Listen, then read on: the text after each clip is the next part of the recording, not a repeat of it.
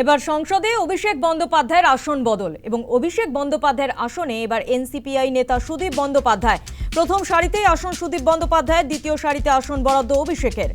আসন বরাদ্দ নিয়ে ক্ষোভ প্রকাশ করেছেন মহুয়া মৈত্র। কৃষ্ণনগরের মমতাপন্থী সাংসদ মহুয়া মৈত্র, এনসিপিআই এখনো স্বীকৃতি পায়নি এমনটাই মন্তব্য করেছেন মহুয়া। কিসের ভিত্তিতে আসন বন্টন? সর্বদলীয় বৈঠকে প্রশ্ন তুলে ক্ষুব্ধ মমতাপন্থী সাংসদ Mahua Moitra.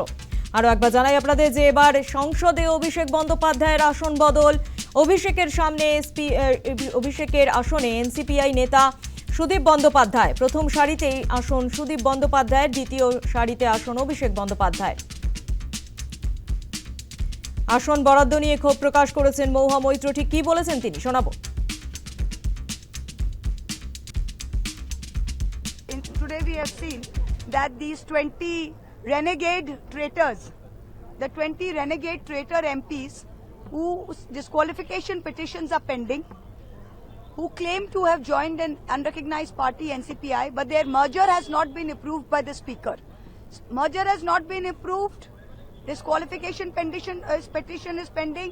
Yet they were invited yesterday to the all-party meeting. All the opposition walked out in protest. Today we see that the government has changed the seats and they have given this renegade MPs, their leader, renegade MPs, the traitor MPs, there were 3 benches. One used to be treasury bench and other used to be opposition bench.